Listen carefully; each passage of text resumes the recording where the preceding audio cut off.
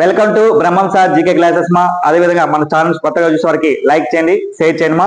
అదేవిధంగా ఈ రోజు ఇంపార్టెంట్ టాపిక్ మా కరెంట్ అఫైర్స్ లో ఇంపార్టెంట్ వచ్చేసి ఏదంటే ఇటీవల వచ్చేసి మన దేశానికి ఉపరాష్ట్రపతిగా ఎలక్షన్ చేయడమా ఇకన 2025 మా మనకు ఆగస్టు సెప్టెంబర్ వచ్చేసి ఎలక్షన్ చేయడమా ఏదంటే ఉపరాష్ట్రపతి అయితే ఇక్కడ మెయిన్ వచ్చేసి మన ఉపరాష్ట్రపతి ఎన్నికలు వచ్చేసి ఎన్డీఏ అభ్యర్థి తరఫున ఎవరు ఎన్నికంటే సిపి రాధాకృష్ణ గారు విజయం సాధించారు. అయితే తన సమీప ప్రత్యర్థి ఇండియన్ కూటమి ప్రతిపక్ష నేత అంటే జస్టిస్ బుచ్చిరెడ్డి సుదర్శన్ రెడ్డి పైన 152 ఓట్ల మెజార్టీతో విజయం సాధించారమ్మా. ఏమంటే ఇద ప్రముఖ పర్సన్ వచ్చేసిమా ఏమంటే ఇద సిపి రాధాకృష్ణ గారు. ఈ యొక్క మెయిన్ వచ్చేసి ఈ యొక్క ఉపరాష్ట్రపతి ఎలక్షన్స్ ఎప్పుడు అంటే 2025 వచ్చి సెప్టెంబర్ లో 3వ తేదీన ఈ యొక్క ఎలక్షన్ జరిగినమా విజయవంతంగా.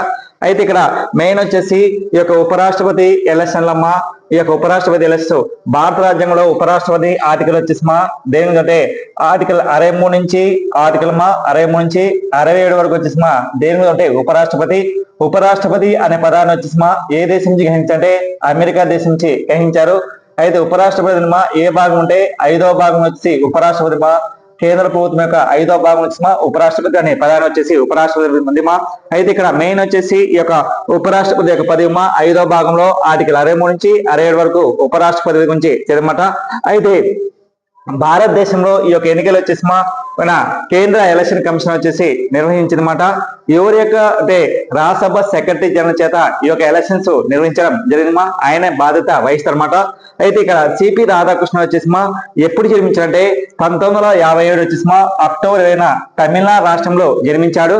మరి వచ్చేసి ఈయన 1998 వచ్చేసి లోక్సభలో వచ్చేసి కోయంబత్తూరు నుంచి ఎన్నుకోవడం జరిగిందన్నమాట. అదేవిధంగా ఈయన 1999 వచ్చేసి 1999 వచ్చేసి మళ్ళా రెండోసారి ఎన్నుకోవడం అన్నమాట.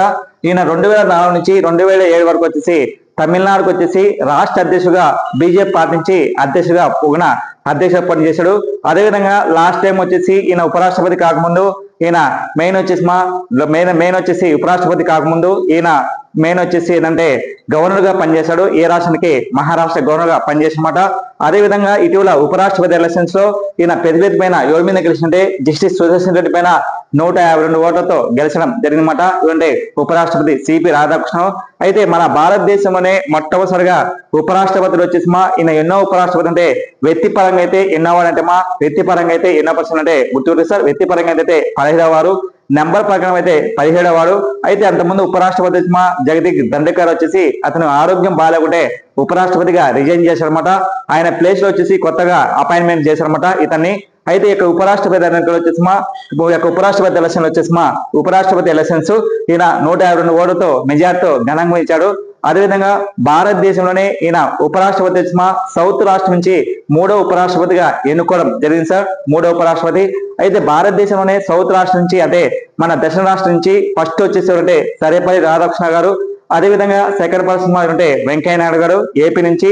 అదేవిధంగా 3వ పర్సన్ వచ్చేసి అంటే ఇది ప్రముఖ పర్సన్ ఇది రాధాకృష్ణ గారు ఎన్నుకోవడం జరిగింది సార్. ఇది మనకి ఎగ్జామ్ లో అడిగే ఛాన్స్ మాట.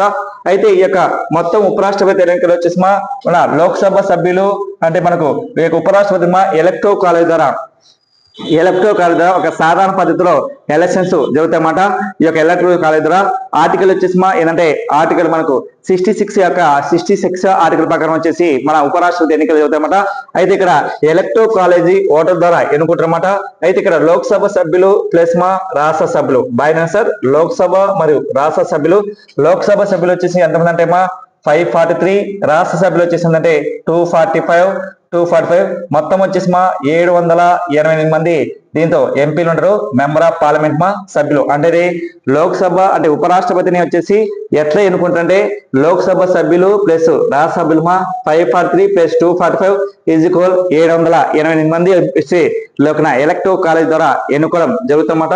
అదేవిధంగా అయితే పేరు ఉన్న వాళ్ళు ఎంతమంది అంటే 781 మంది ఉన్నారు. మిగతా వాళ్ళు వచ్చేసి రాజ్యసభలో ఖాళీగా స్థానాలు ఉన్నాయన్నమాట. నెక్స్ట్ అదేవిధంగా ఓటేసిన వాళ్ళు ఎంతమంది అంటే 767 మంది.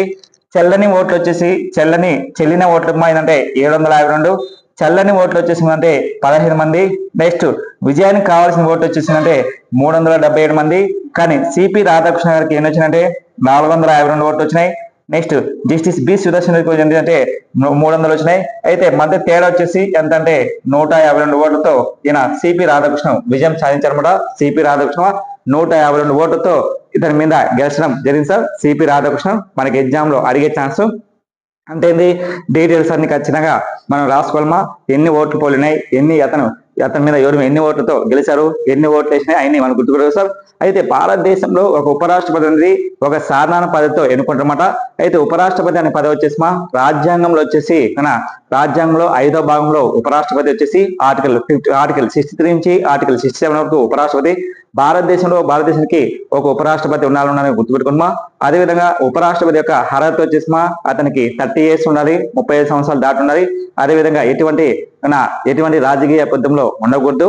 నెక్స్ట్ అదేవిధంగా ఎస్సీ ఎస్టీ కేసు నమోదు కాకూడదు.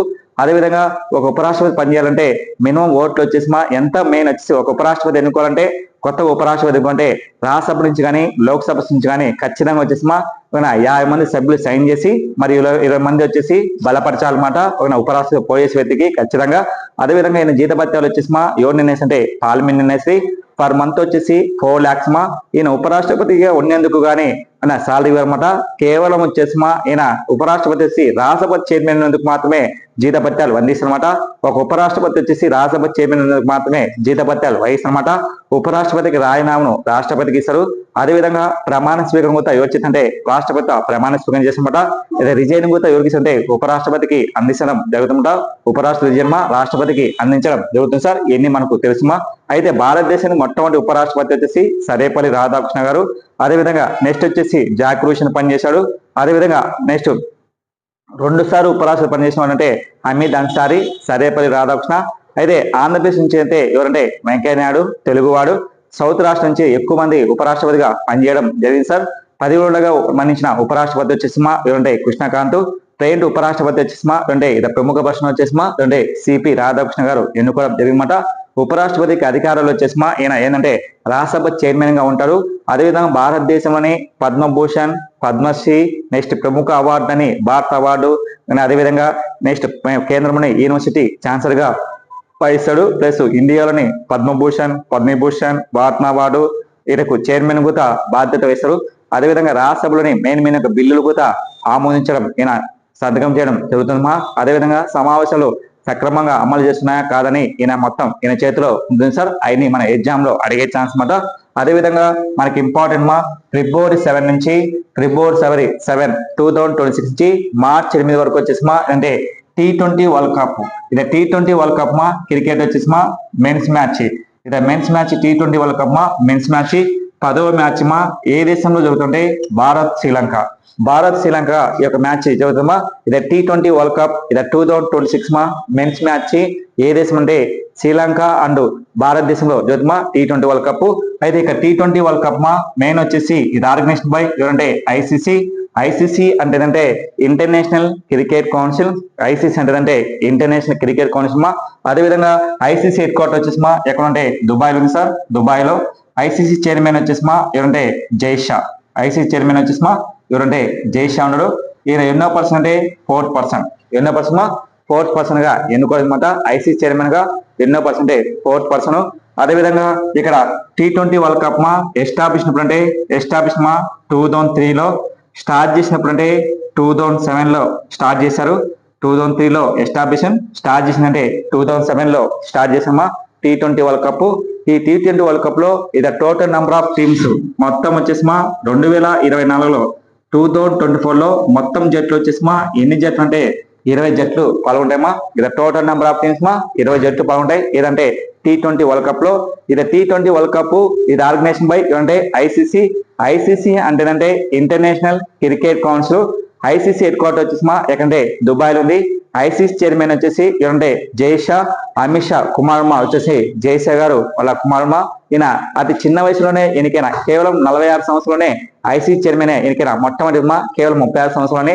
అయితే ఐసీసీ చైర్మన్ ఎన్నికైన మొట్టమొదటి వర్మ మన ఇండియా నుంచి అంటే శరద్ పవార్, అదేవిధంగా శ్రీనివాస్ గారు ఎన్నుకోనమాట మనకు తెలుసు ఐసీసీ చైర్మన్ గా. అదేవిధంగా ఇక్కడ మనకి ఏంటంటే ఈ యొక్క వరల్డ్ కప్ క్రికెట్ మా T20 వరల్డ్ కప్ ఇది 2003 ఇది స్టార్ట్ ఇది 2007 లో స్టార్ట్ చేశారు ఒక వరల్డ్ కప్ క్రికెట్ మాట T20 వరల్డ్ కప్. ఇది మోస్ట్ ద విన్నర్ వచ్చేసి మా ఎక్కువ సార్లు ఏ దేశం సక్సెస్ అయిందంటే సక్సెస్ఫుల్ మా ఏ దేశం అంటే ఒకటి వచ్చేసి మా భారత్ 2 సార్లు, నెక్స్ట్ మా వెస్టిండీస్ 2 సార్లు గెలిచింది, నెక్స్ట్ మా మూడోది మా ఇంగ్లాండ్. ఈ మూడు వచ్చేసి ఒక 2 టైమ్స్ ద విన్నర్ గా గెలిచింది. ఆస్ట్రేలియా మాత్రం ఒక్కసారి గెలిచింది. అయితే ప్రపంచంలోనే మొట్టమొదటిసారిగా వచ్చేసిందంటే T20 వరల్డ్ కప్, మరి వచ్చేసి మా ప్రపంచ టెస్ట్ మ్యాచ్, నెక్స్ట్ అదేవిధంగా వరల్డ్ కప్ గెలిచిన ఏకైక దేశాలు మా కేవలం వచ్చేసి 3 దేశాలు మాత్రమే. ఒకటి వచ్చేసి మా 2 దేశాలు మాత్రమే, ఒకటి ఇండియా, మరి వచ్చేసి 2 వచ్చేసి అంటే ఆస్ట్రేలియా. అంటే ప్రపంచ టెస్ట్ మ్యాచ్ ఏనా అట్లా మనకు ఇంపార్టెంట్ మా. ఇక మెయిన్ T20 వరల్డ్ కప్ అనే పేరు పెట్టిన వాడు ఎవరంటే స్టూవర్ట్ రాబర్ట్సన్ వచ్చేసి ఈ యొక్క T20కి పేరు పెట్టడం జరిగింది సార్. T20కి పేరు పెట్టడం అంటే స్టూవర్ట్ రాబర్ట్సన్. అయితే T20 వరల్డ్ కప్ వచ్చేసి మా ఇది మోస్ట్ ద విన్నర్ వచ్చేసి చెప్పినాం స్టూవర్ట్ రాబర్ట్సన్ పేరు పెట్టారు. అదేవిధంగా ఈ యొక్క T20 world cup first match 2007 లో ఏ దేశం అంటే సౌత్ ఆఫ్రికాలో జరిగింది. విన్నర్ వచ్చేసి మా ఏదంటే ఇండియా వాళ్ళు, రన్నర్ వచ్చేసి మా ఏదంటే పాకిస్తాన్ గెలిచింది. నెక్స్ట్ అదేవిధంగా లాస్ట్ 2024 వచ్చేసి మా ఏ దేశం అంటే ఒకటి అమెరికాలో, 2 వచ్చేసి మా వెస్టిండీస్ లో జరిగింది. విన్నర్ వచ్చేసి మా ఏదంటే ఇండియా వాళ్ళు గెలిచారు, రన్నర్ వచ్చేసి మా ఏదంటే సౌత్ ఆఫ్రికా అనేది 2024 లో 9వ match America West Indies, winner India, runner వచ్చేసి సౌత్ ఆఫ్రికా గెలిచిందన్నమాట రన్నర్ గా. అదేవిధంగా నెక్స్ట్ మ్యాచ్ 10వ మ్యాచ్ మా భారత్ మరియు శ్రీలంకలో ఈ యొక్క match T20 world cup match జరుగుతుంది సార్. మనకి ఎగ్జామ్ లో అడిగే ఛాన్స్ ఎగ్జామ్ లో ఖచ్చితంగా అడుగుతారన్నమాట. అదేవిధంగా 2030లో వచ్చేసి 2022లో వచ్చేసి మా T20 వరల్డ్ కప్ వచ్చేసి 2022లో T20 వరల్డ్ కప్ వచ్చేసి 3 దేశాలు అవుతాయి. ఒకటి స్కాట్లాండ్ అవుతుంది, స్కాట్లాండ్ లో, అదేవిధంగా ఐర్లాండ్, సౌత్ ఆఫ్రికాలో 3 దేశాల్లో ఈ యొక్క T20 వరల్డ్ కప్ జరిగింది. Scotland, south Africa, next Iceland లో 3లో ఇక 2022లో జరుగుతుంది. నెక్స్ట్ అదేవిధంగా నెక్స్ట్ మా ఈ యొక్క T20 వరల్డ్ కప్ లో మొట్టమొదటిసారిగా T20 వరల్డ్ కప్ లో వచ్చేసి మొట్టమొదటిసారిగా సెంచరీ చేసిన వాడు ఎవరంటే క్రిస్ గేల్, 6 బంతుల్లో 6 సిక్స్లు కొట్టిన వాడు అంటే యువరాజ్ సింగ్. అదేవిధంగా హ్యాట్రిక్ వికెట్ తీసిన వాళ్ళు అంటే బిట్లీ ఏ దేశం అంటే ఆస్ట్రేలియా వాడు. అయితే T20 వరల్డ్ కప్ లో హ్యాట్రిక్ వికెట్ తీసిన వాడు అంటే మలింగమ్మ హ్యాట్రిక్ వికెట్ అంటే 3 బంతుల్లో 3. అదేవిధంగా 2024లో జరిగిన మ్యాచ్ లో అత్యధికంగా మ్యాన్ ఆఫ్ సిరీస్ అవార్డు ఎవరికి వచ్చింటే బూమ్రాకు వచ్చింది. ఆయన 15 వికెట్లు తీయడం జరిగింది మా, అది గుర్తుపెట్టుకోవాలి సార్. నెక్స్ట్ మా అదేవిధంగా ప్రపంచంలో పెద్ద ఆనకట్టను ప్రారంభించిన దేశం ఏదంటే ఇథియోపియా. అదేవిధంగా ఆ దేశ ప్రధానమంత్రి వచ్చి చూడంటే అబియో అహ్మద్ అనే వ్యక్తి ఈ యొక్క మెయిన్ వచ్చేసి ప్రపంచంలో పెద్ద ఆనకట్టను ప్రారంభించారు. ఇథియోపియాలో $5 బిలియన్ వచ్చి దీనికి ఖర్చు పెట్టారు. ఎందుకంటే ప్రైవేట్ లో నడిచే వాహనాలను వచ్చి దిగుమతిని నిషేధించారు. అందుకు ప్రపంచంలో పెద్ద ఆనకట్టను ప్రారంభించారనమాట. ఇది ఇథియోపియాలో ఉంది. ఆ దేశ ప్రధానమంత్రి అబియో అహ్మద్ లాంచ్ చేశారు. ఇది $5 మిలియన్ వరకు లాంచ్ అనమాట. అదేవిధంగా మన ఛానల్ కొత్తగా చూసేవారికి లైక్ చేయండి, షేర్ చేయండి. Thank you very much.